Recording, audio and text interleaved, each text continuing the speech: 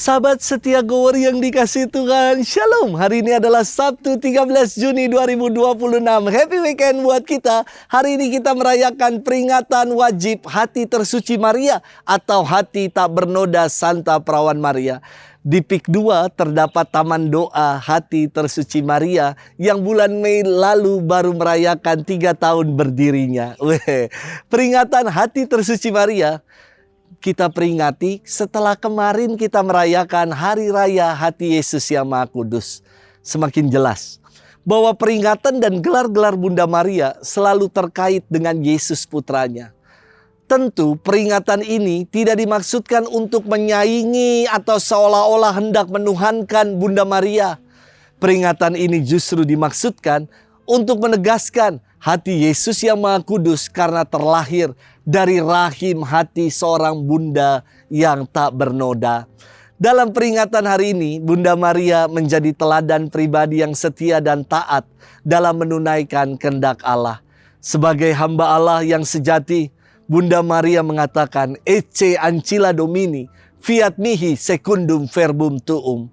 Aku ini hamba Tuhan, terjadilah padaku menurut perkataanmu itu. Peringatan ini ditetapkan oleh Paus Pius ke-12 pada 8 Desember tahun 1942, tepat memperingati 25 tahun penampakan Bunda Maria di Fatima.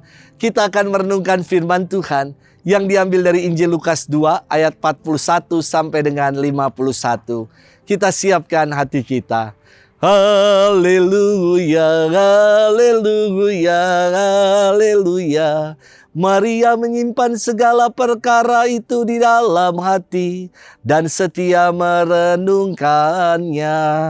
Haleluya, haleluya, haleluya.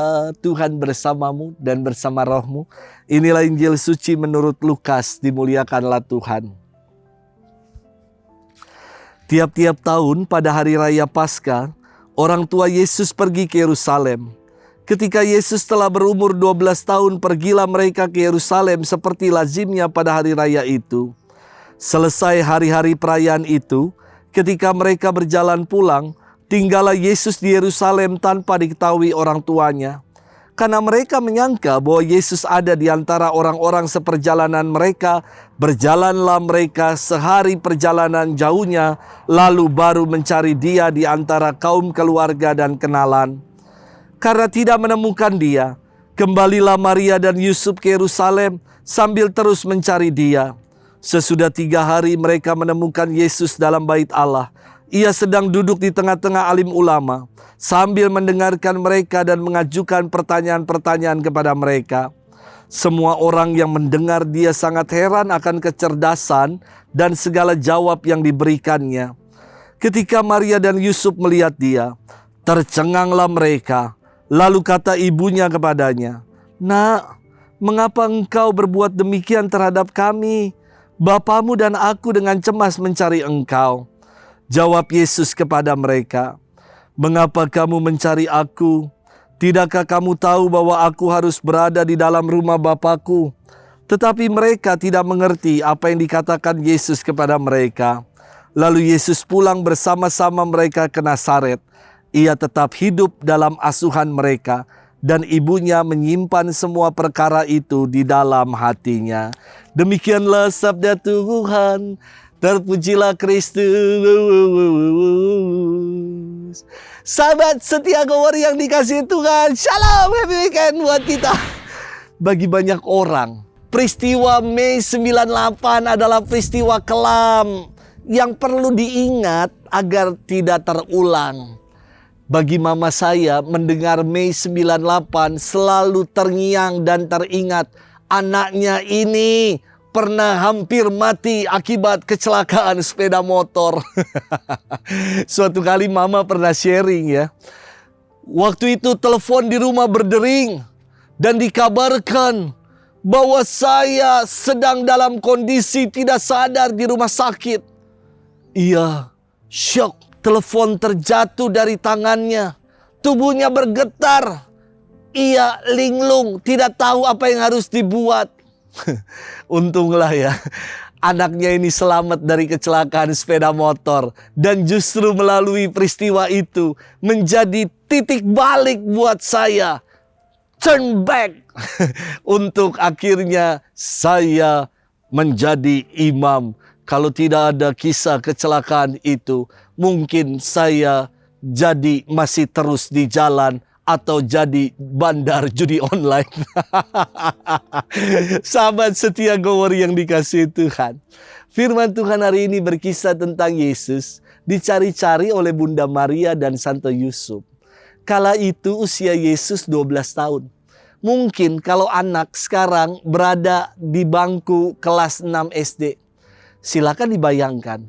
Anak SD usia 12 tahun hilang 3 hari lamanya. Pasti orang tuanya panik, cemas, khawatir. Inilah yang saya kira dirasakan oleh Bunda Maria dan Santo Yusuf ketika menyadari bahwa Yesus tidak ikut pulang bersama mereka setelah merayakan Paskah di Yerusalem. Kini bayangkan pula rasa lelah orang tua yang 3 hari cari berjalan bercampur rasa khawatir. Pasti sebagai orang tua mereka lelah dan capek, kesel hati.